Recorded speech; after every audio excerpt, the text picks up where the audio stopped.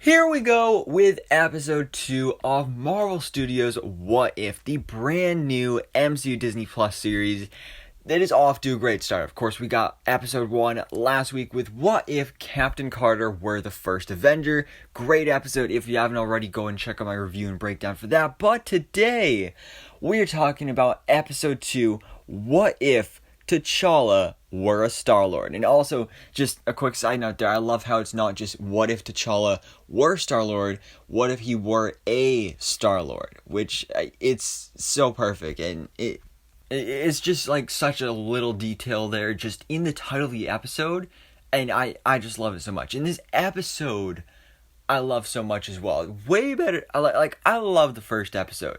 I think it was a great episode, but this one is on a whole nother level, because episode 1, the way it works is basically it's the plot of Captain America the First Avenger, but with Peggy Carter as Captain Carter.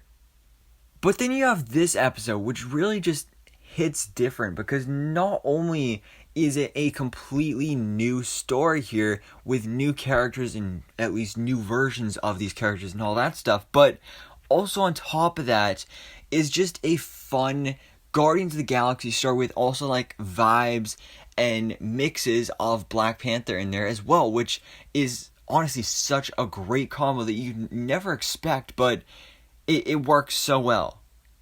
And then also actually one other thing is that this was like a really funny episode too. Like the comedy in this episode was amazing. That was honestly one of the highlights of the episode, was just the comedy. It was so funny. There were so many references, so much cool stuff going on here. So of course guys, spoiler warning, if you have not yet seen episode 2 of Marvel What If, because we are going to go ahead and jump into this and break it down.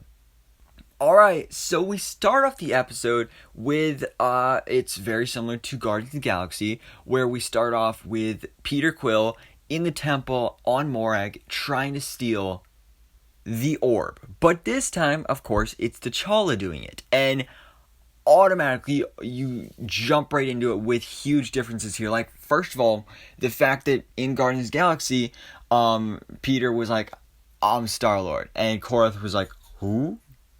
And so, of course, that was like a really funny part of that movie. And then we get the opposite of that here, because Korath automatically recognizes T'Challa as, oh, it's Star-Lord. He's like the savior of the galaxy, and he's like this legendary outlaw. And that was just, again, so good and so cool to see. And we get some cool action sequences here. Korath was actually a really funny character in this episode. He didn't really do that much in Guardians of the Galaxy, but here, he had a pretty big role, and he was a really funny character. And he's like, oh yeah, I get to do some cool training with Star-Lord and all that stuff. And then, of course, T'Challa easily took them all down. Then Yondu showed up, and it was great. Things were going awesome. And then we get into our flashback, where we go back to Wakanda 1988. Which then, of course, shows us a young T'Challa leaving the border of Wakanda and getting abducted by Yondu and the Ravagers. Of course, they were sent there to get Peter Quill, but Kraglin messed it up and was like, hey, it's a human kid. I mean, he's got eyes and 2 ears, and yeah. So, they done messed up. But by the end of it, they're definitely glad that they did, because then we get into 20 years later, where we get into our main story of this episode. So the Ravagers and T'Challa, they're all on Contraxia, the home of the Ravagers, and they're just reminiscing on past battles. They mentioned something about battling Skrulls and all that cool stuff. And then they bring up, hey, T'Challa took down Thanos. And apparently, like, literally all it took was T'Challa just had a nice little conversation with Thanos and basically convinced him, like, yeah, I don't need to commit genocide and, you know, kill half the universe. Let's find some other way to replenish the resources of the universe. And now Thanos is a good guy.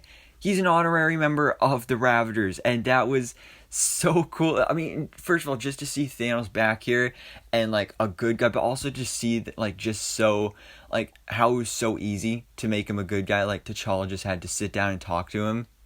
So that was just really cool. But then we catch up with a couple other members of the Guardians of the Galaxy franchise, where we see Drax. He appears briefly here, where he's actually a bartender here on Contraxia. Turns out both his wife and his daughter are alive because, again, Thanos stopped his evil ways, and he never employed Ronin and never did any of that stuff. Nebula, she's blonde now. I mean, she still has, like, all the robot parts and everything, and she, at this point in time, she still doesn't really trust her father, but she's blonde, and yeah, looks like we maybe even have a bit of a romance between T'Challa and Nebula. She keeps calling him Cha-Cha, which was unexpected, but you know what? I like it. But she actually informs T'Challa of this crazy artifact called the Embers of Genesis, which, if they get their hands on it, could feed millions and basically end world hunger or even multi-universe hunger, which would be a great thing, and again, just fits so well with this character of T'Challa, because that's a big thing. Like, in Guardians of the Galaxy, like, the Guardians and the Ravagers, they're all thieves, but this version, because T'Challa is the leader and he's like the core of this squad, he's basically changed their ideals to basically being a more so Robin Hood thing, where they steal from the rich and give to the poor, which I think was a really nice angle to take for this episode and with these characters. So anyway, they go to nowhere where they are going to take on Tanner Tavon, aka the Collector, because he is the one that has his hands on the Embers of Genesis. And we see also that actually the Black Order, of course, the children of Thanos that we saw in Avengers Infinity War, they're actually working as security for the Collector. So we see our team kind of split up. Some of them take on the Black Order. Some of them go to actually get the Embers of Genesis. T'Challa is the main one going after them. And just like in Guardians of the Galaxy, we get these great Easter eggs and cameos. Within the Collector's Collection, we get to see Cosmo the Space Dog. We saw a Dark Elf. When Howard the Duck popped up, he mentioned something about Cronins. And yeah, so again, just some great references and Easter eggs there.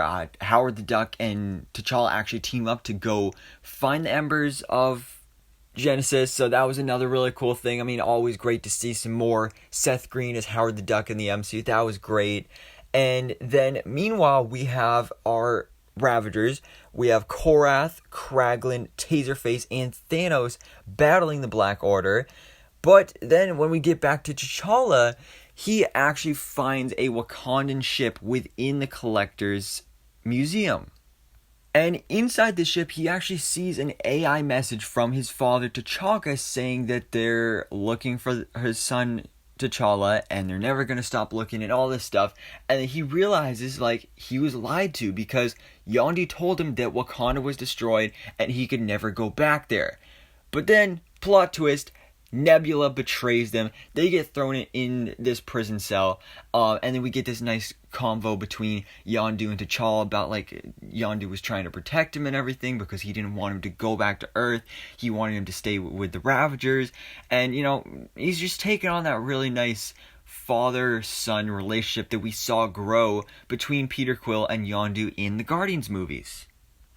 But after this, we get our final battle, because turns out Nebula, this was actually the plan the whole time. She had a debt with the Collector, so she had to pretend to betray the Ravagers, but then she actually ends up rescuing them, and T'Challa goes after the Collector so that he can make it out of here successfully with the Embers of Genesis. So we get this cool battle between the Collector and T'Challa, and also just to see, like, this crazy ripped buff version of the Collector was really weird, but again, kind of makes sense that, like, because Thanos wasn't in power, that somebody else would take up that role. And another reason this battle was so cool is because the Collector has all of these various artifacts and weapons throughout his museum that he can use in this battle. Like, first of all, we see that he actually has a Cronin hand that he's using as, like, a punching boxing glove, and of course the Cronins are like the species of Korg, so that could literally be Korg's hand there that he is using to punch T'Challa. That is, like, poor Korg, he just lost his hand. And then also we see that he has, like, a full display of all these various weapons. We see Captain America's shield, we see Mjolnir. Imagine if T'Challa actually grabbed it and turned out he was actually worthy. Oh, that would be such an awesome moment. Unfortunately, that didn't happen, but again, that'd be really cool. And then he whips out Hela's crown. Hela from Thor Ragnarok, he whips out her crown and her necro sword to battle T'Challa. It was really cool. He had him on the ropes, and then Yondu showed up. Of course, you got the dynamic duo of Ravagers now saving the day, taking down the Collector, and they are then able to escape with the Embers of Genesis. So, mission success, they did a great job. But now that T'Challa knows that Wakanda still is out there, they decide to go return to Wakanda. Not just T'Challa, but both the Ravagers and T'Challa go return to Wakanda. They meet T'Chaka, they meet Shuri, Okoye, all the Wakandans that we know from the Black Panther movies. And yeah, it was a great moment just seeing all these characters like Yondu and Thanos and characters like that in Wakanda talking to the Wakandans was awesome. And also just to get that happy ending with T'Challa finally getting to reunite with his people, but also his new family also being a part of that as well. I think that was really cool. And then we actually do kind of get a cool cliffhanger. I don't know if it's really setting up anything, but we do pop up with some 80s music. We got Peter Quill. Now that he was not abducted by Yondu as a kid, he grew up to be a janitor at Dairy Queen, of course, and his father, Ego, he was actually voiced by Kurt Russell in this episode, shows up, and yeah, I love how even the Watcher says, like, alright, yeah, the world's gonna end now, but yeah, so that was awesome, and this could be setting up for something later down the line, because we do know that this version of T'Challa Star-Lord is going to be returning. I think he's in 4 episodes of this season, so we're definitely going to be seeing more of him, but I'm not sure if this whole Ego thing is going to tie into that or not. But that was the episode, and of course at the end it does say, dedicated to Chadwick Boseman, and I think this was just the perfect dedication to Chadwick Boseman, because this whole episode, seeing T'Challa as Star-Lord, is not only a great way to demonstrate the kindness and the pureness and just like the heart of T'Challa, but also those same factors of Chadwick Boseman, and demonstrates such like how Chadwick Boseman was just such a great guy, and it was reflected so much in his performance here and in his portrayal of his character of T'Challa. And again, I love that. You know, when it was first announced that, like, alright, Chadwick Boseman's last appearance in the MCU is as T'Challa as Star-Lord, I was like, oh man, I wish it was Black Panther. But honestly, I think this is maybe even more perfect, because you get to see the character in a different light, but he's still got those same ideals. He's still got those things that we love about this character. And so I just love that here. And again, the character is going to be appearing in, I think, at least 4 other episodes of this season, because we are getting some crossovers here towards the end with the Guardians of the Multiverse, so I'm excited to see that.